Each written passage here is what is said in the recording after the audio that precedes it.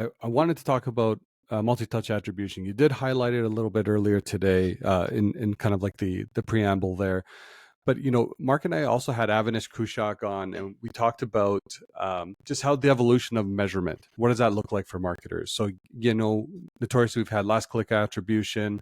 Then we're moving into the multi-touch, getting people more comfortable, say, in MMMs, etc. So he sees it as a progression of measurement, which he applauds.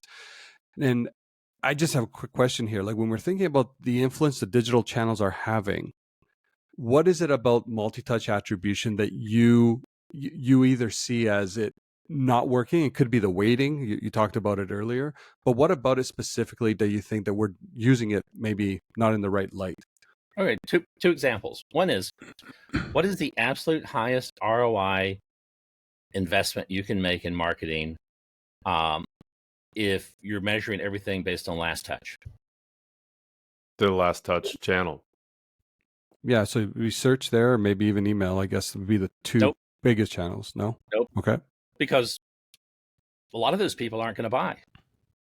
So, what's the last touch, that's in every deal that is, that they're guaranteed to buy on that last touch? It's DocuSign. Oh, okay.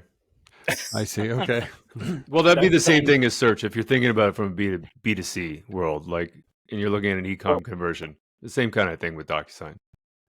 Right. But the deal with DocuSign is it's the last thing you touch before the deal is closed. Yeah. And right. And 100% of touches translates into closed won deals. Yeah. And it's also a stupidly meaningless thing. This is not, and this goes back to, just because you can measure something doesn't mean that something has any meaning. And so, what you typically see on a last touch is search dominates. Yeah. And, but, the question is, how much of that search is basically, someone, finding a parking spot in front of the supermarket? I mean, they're going to the supermarket. Yeah. They got to park. Yeah. Finding a parking space is the last thing they do before they walk in the store. And I like that analogy.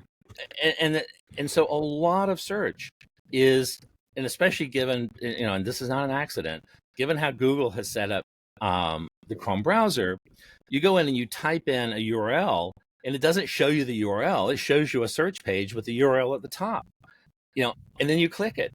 And now Google gets credit for it. Mm-hmm. So this is the distortion. This is one distortion.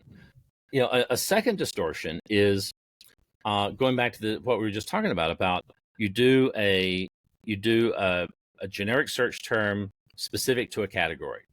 You get a search result page. Mm-hmm. Because you've done prior brand marketing, your name is going to jump out of that page. And so now, they're going to choose you over others because they know you, because you've triggered recall in their mind. And, and now they go and they buy. Yeah. So the net effect on that is increase in one channel will increase in downstream, will increase the results you appear to get from downstream channels. Yeah. And in fact, there is a lot of cross-channel talk, if you're doing multi-channel advertising. And so one of the things that I've seen and measured in detail for 20 plus years now is, we go to a trade show and our search results on LinkedIn go up. Our ad click-through results on LinkedIn go up. Our search traffic goes up. Yeah. We put up a billboard, our search traffic goes up. Yeah. We do a print ad, our search traffic goes up. Yeah. And so a lot of the downstream touch points are entirely secondary to things that were done upstream. Yeah. And so you get this, and again, you think about how the multi-touch attribution models are set up. One, they assume that everything is completely orthogonal. Everything is completely independent. You know, every channel is completely independent. There's no channel crosstalk. Right. You know, and you know, they're making assumptions about the relative value of upstream versus downstream channels, where, you know, in reality, very, very high percentage of some of those downstream channels, you know, are driven entirely by activity in the upstream channels.